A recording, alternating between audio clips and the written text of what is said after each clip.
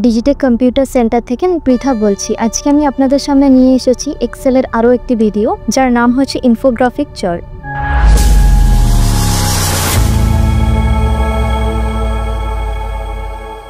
তো সবার প্রথমে আমাদেরকে এক্সেল ওপেন করে নিতে হবে এবং সেট 1-এ এইভাবে মেল এবং ফিমেল যেভাবে স্ক্রিনে দেখানো হচ্ছে টেবিল ক্রিয়েট করতে হবে।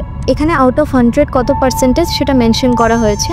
টেবিল পুরোটা সিলেক্ট করে ইনসার্ট থেকে আমরা চার্টস এবং দেন রিকমেন্ডেড চার্ট সিলেক্ট করে নেই।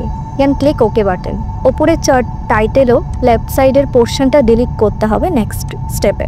নিচের সিরিজে যে সিরিজ 1 এবং 2 লেখাটাও ডিলিট করে নেব। এরপর ইনসার্ট আইকনস থেকে পার্সেন্ট টাইপ করে দুটো আইকন আমরা সিলেক্ট করব।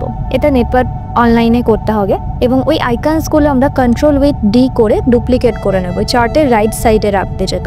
নেক্সট দুটো আইকন সিলেক্ট করে গ্রাফিক্স ফরম্যাট থেকে গ্রাফিক্স ফিল থেকে নো ফিল এবং গ্রাফিক্স আউটলাইন থেকে নো আউটলাইন করে নেবে। চার্টে মেল ও ফিমেল কালার অনুযায়ী আমরা আইকনসের কালার রাখবো লেফট সাইডে।